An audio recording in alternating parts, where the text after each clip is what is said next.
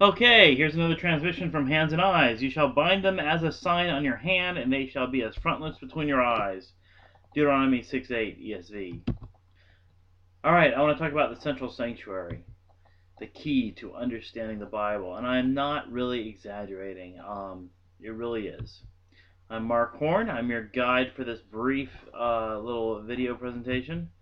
And this is a reproduction or an estimate of what the tabernacle might have looked like.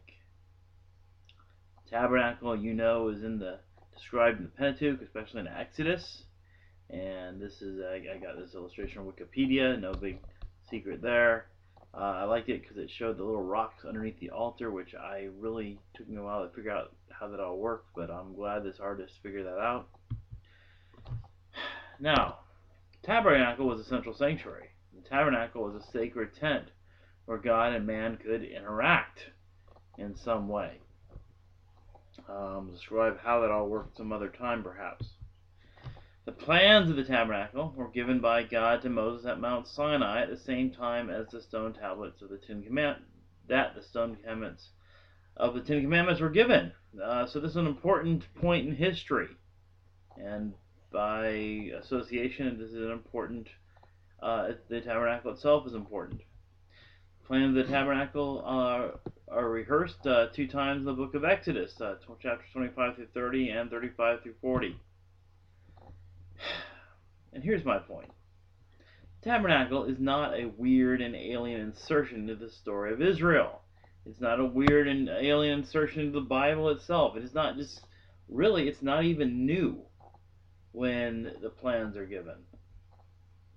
Now let me explain this by going through some specific tabernacle features, just a few that I think make my point. First of all, inside the tabernacle we have forbidden food. You see this in Exodus 25:30 and other places. This is the bread of the presence. Only certain people were allowed to eat this. Only at certain times and under certain conditions. It was forbidden. This tabernacle had a lampstand, and it was sculpted to look like a tree, specifically as an almond tree. I know you see this 7-headed candlestick holder in a lot of pictures, but it was more like a kerosene or olive oil lamp. But it was sculpted to look like an almond tree in all stages of growth, as if it was always bearing fruit, always flowering, and etc., always having leaves. Alright, it also had sculpted cherubims with angels within it. So there's these angels. And priests are appointed to guard and serve in it. That's language from Numbers 33, 7, and 8. The words for guard could also be keep. The words for serve could also be used for work or even cultivate in different contexts. Anyone else besides these priests or Levites were killed if they got too close. Numbers 3:10. In fact, if you look, this is Numbers 3, 5 through 10. I'll just read it. And the Lord spoke to Moses, saying, Bring the tribe of Levi near, and set them before Aaron the priest, that they may minister to him. Should probably bolded that word minister. They shall keep guard over him and over the whole congregation before the tent of meeting. As they minister at the tabernacle, they shall guard all the furnishings of the tent of meeting and keep guard over the people of Israel. As they minister, or work, or serve, or cultivate at the tabernacle. And he shall give the Levites to Aaron and his sons, and they are wholly given to him among the people of Israel. And he shall appoint Aaron and his sons, and they shall guard their priesthood. But if any outsider comes near, he shall be put to death. Outsider would be any non-Levitical, non-priestly Jew or Gentile. Is there anything in the Bible about another sanctuary with a tree and forbidden food and caretakers to guard and serve in it? Now, you probably have already got thinking of something. That's right. Genesis 2:15. Compare this to Numbers 18:7, which has the same 2 word pairs lined up as in the other Numbers passage we just quoted. Alright, Genesis 2:15 says, The Lord God took the man, Adam, and put him in the garden to work it and guard it, or keep it. Numbers 18:7 says, And you and your sons with you shall guard your priesthood for all that concerns the altar, and that is within the veil, and you shall work, or serve, you shall work. I give your priesthood as a gift, and any outsider who comes near shall be put to death. same, very similar passage to the earlier Numbers passage, and it's the same language, same word pair as found in Genesis 2:15 regarding Adam and the Garden of Eden. See, the tabernacle is not some alien or new thing. It's just a new version of the Garden of Eden. Adam serves as a priest in the garden. I've just established that. Both garden and tabernacle have special trees. Both have forbidden food. After man is cast out of the garden, cherubim guard it from him. They keep him out. So look at the geographic mission of Genesis through Joshua. God creates a sanctuary garden in a special land, Eden, among the other lands, which is Havilah, Cush, and Assyria. In Genesis 2. Then humanity is kicked out of the garden and land, alright, because the garden is in the east of Eden, so when you go east from the garden, you're leaving both. That's what we learn in Genesis 3. They're kicked out east. They go out of both. Then the garden and the land is destroyed in a flood. And God promises new people to Abraham later and a new land. Alright? God promises Abraham he'll make him a great nation. He promises he'll have a land that he'll show him. So you got a special land, special people. And if we look a little bit further, God creates a new people. Genesis 12 through Exodus. God creates a new sanctuary then with the tabernacle. Exodus through Numbers.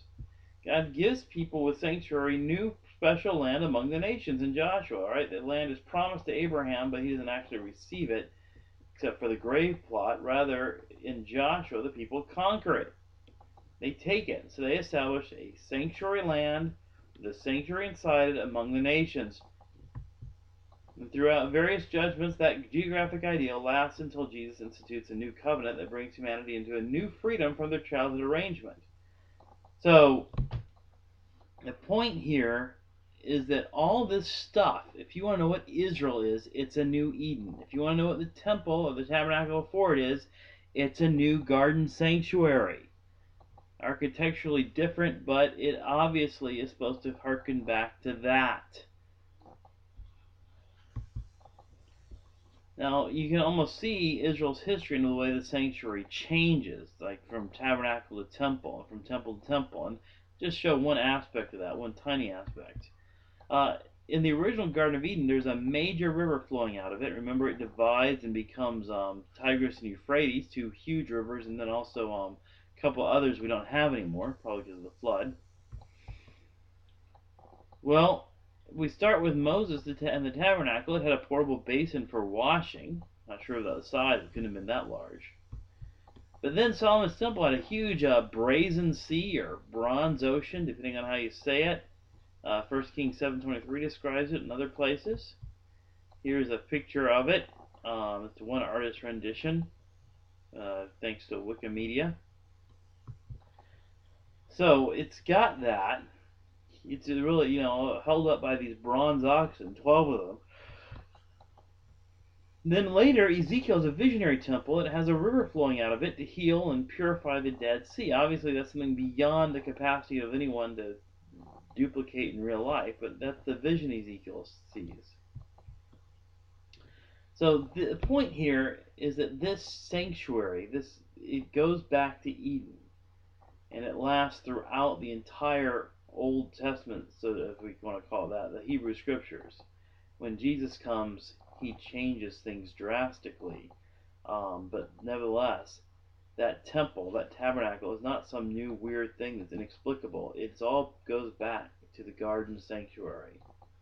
Well, thank you. Love to have your feedback. You can go to handseyes.org and see the contact tab there.